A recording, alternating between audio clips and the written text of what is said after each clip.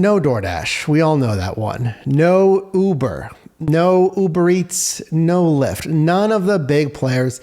In this video, I've either driven, worked for, signed up, researched, talked to gig workers doing this stuff. These are underrated.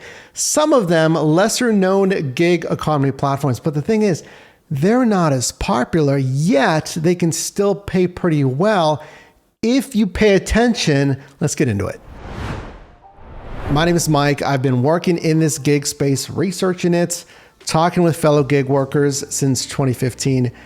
And I hand selected this first one because there's competitors, similar apps that I've talked about, delivered, now rebranded to Expedite, but there's a reason I selected this one. Unlike their competitors, Deliver That and Zifty, Expedite now just announced that they're expanding to new verticals, to grab some verbiage from DoorDash. These new verticals expand Expedite from the food delivery, the catering that they were doing to a whole lot more. Think just general merchandise, retail, and the like. And they just announced that. So not a lot of people compared to at least, DoorDash and Uber Eats and the like know about Delivered/Expedite, but they're going to be expanding. So there is going to be different, new, and more offer types. You might want to look at their platform. And by the way, none of these are sponsored. It's just my own research and doing this stuff.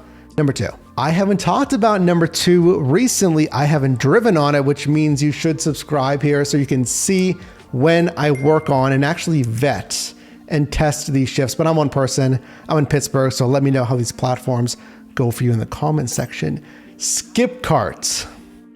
It is 7-Eleven owned Skipcart, but I like them because I've done Skipcarts. Obviously, the offers are from just 7-Eleven, but if they're not going to partner with, let's say, Uber Eats, DoorDash, or whoever, they might keep all those offers internal on Skipcart. That's number 1.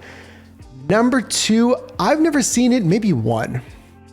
Have you seen this on Skipcart? Apparently, they also do catering runs that might be subcontracted through Easy Cater. I mean, I can't imagine there's catering out of a 7-Eleven. So that, I guess, is a cherry on top if you happen to get a catering offer, but no one is talking about Skipcarts. And I hear ya. It's like, yeah, these aren't going to have the order volume as many offers as a DoorDash or Uber Eats, but still use it as a filler app, we call it, when your other shifts and gigs are slow. Number 3 is unique because I get asked for gigs that don't even require a vehicle, at least in full, like using the thing for rideshare, grocery shopping, transport, food delivery. These next 4 actually don't need a vehicle. Well, if you have one, you actually get a little bit more pay, but you don't need one. Go share. And you can make more money. This is just last mile delivery. You pick up something, you drop it off. Super easy. If you have a bigger vehicle, van, truck, reefer or refrigerated van, a box truck, etc., you get paid more money, but you don't need that. Up to, everyone's favorite word, I know, up to, or phrase, whatever, $60 an hour, but still, that is quite good. Now, I did find elsewhere they said average of $40 an hour as a helper. Average $40 an hour, not using a vehicle, pretty nice. Next, looking at Dolly here. This is a moving platform where GoShare, you're just gonna help like carry probably heavier stuff here. Similar to Dolly, but it's framed in the moving space. Average of $35 per hour. Bellhop similarly positioned here up to $21 an hour. Now, if you do want to be the person with the vehicle, in this case, like a box truck, because you are moving, you can rent the thing, they say.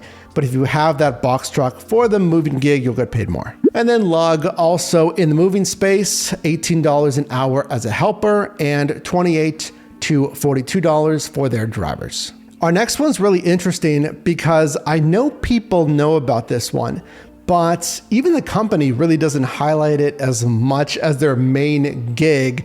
Yet, arguably, I've heard it pays a lot more, and I've done some of these shifts, And you could also get tips, whereas the other option you cannot get tips.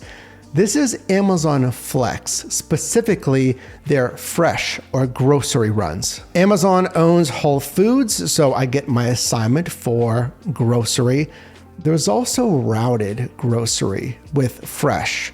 So think about that as well if you want to do multiple deliveries at once.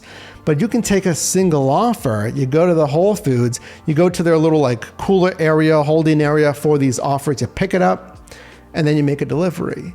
And you can get, yes, tips on those versus kind of the thing that they're known for, like the warehouse deliveries.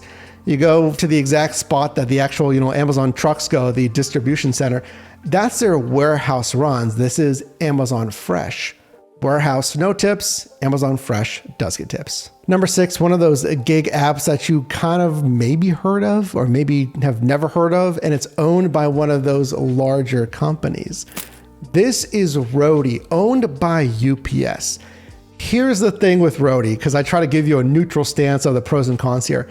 Roadie, it's not going to have the order volume, but you are going to have to sift through orders that don't make sense. You're an independent contractor, like a lot of these gig apps. So if you see an offer that doesn't make sense, you don't have to take it, of course. But what I do like with Roadie, I'm trying to think of other apps that do this, but they have a map on the driver app that shows you where the offer is. I know Poplin does that, the dirty laundry washing side hustle that everyone loves. So it's not like you're getting singular offer at a time, like an offered card that pops up on the screen. You just see your map and you tap on the offer where that little pin is, and you'll see the mileage, you'll see the pickup, drop off, and the pay, all that. So you'll have to sift through that map to see which ones actually make sense for you. Like our goal is $1.75 paid out per mile, $20 to $25 earned per hour. Now, if you want to discover more apps and then learn the best practices and then also track your income for really any gig app, sign up for our ShiftMate app. I'm excited to announce that it's launching October 8th. I like Roadie. I've done some Roadie. Again, it's a filler app, filling in your shift with the skip cart, with the Roadie. But the offers are fine. Don't be worried about like, oh, it's Roadie, I've never done it before.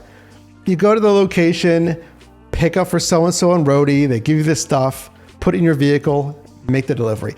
Maybe a signature required, like some of these are prescription medications. Follow the prompts, you'll be good, trust me. Number 7, the last one here, I think it's gonna surprise a lot of people because I feel like it's been making a resurgence. It doesn't have the market share. Arguably, it's not gonna have the order volume, but I feel like, and I've seen this statistically, anecdotal, this is like my story here in Pittsburgh, so let me share your thoughts on this app, but I feel like it's been so hot right now. It's Grubhub. Does that surprise you? Grubhub. They do not have the like monthly sales market share, certainly to DoorDash and Uber Eats, but what I have seen, and I've seen this over years of doing these gig apps. Another reason I'd love to have you a part of the team if you subscribe. If you already are subscribed, thank you. I feel like those customers tip more. Grubhub customers, I feel like tip more than DoorDash and Uber Eats. The app's fine. I've never really had the app glitch and crash. I've been experiencing more glitches on DoorDash. Uber Eats, it's fine. Uber Eats sends me a lot of offers, but they're really not worth it. Grubhub, they don't send me as many offers, but I'd say here's your takeaway. Drop a like on the video for this part here. I feel like the percent of offers, like the share of offers that are actually worth it is higher on Grubhub, certainly than Uber Eats, and I'd say for me at least, it's close with DoorDash. I've received just monster orders, insane tip amounts. And when I look at my earnings, actually, it's almost like a 2-to-1 with like double as much pay coming from tips as company base pay.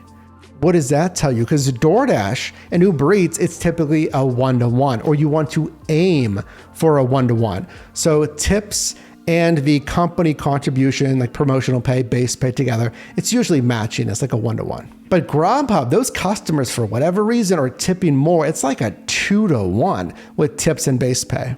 And I've also been noticing they have been sending you new offers as you're completing your current offer, something that Uber Eats has really done. I mean, all of them do that, but Uber Eats kind of does it the most. I feel like Grubhub has been doing that even more, which is not a bad thing, because I'll drive for Grubhub all day, and you should too if it's the one that's paying you the most money. Consider some of these apps, and of course use like the biggest ones, but there's millions. There's 8.8 earners on Uber that encompasses rideshare and delivery, okay? But there's like 7.2 plus million dashers on DoorDash. Some of these platforms only have a couple of 100,000 workers, like in the US in total. So there's an opportunity here. Cost benefits, market share, order volume, all that. But I would certainly not be afraid to sign up for these. I basically have all of these downloaded, at least most of these downloaded on my phone, and I'm active and I actually look at their app. Which one of these is most underrated, and which one of these, and maybe even ones I haven't mentioned, should we look at next?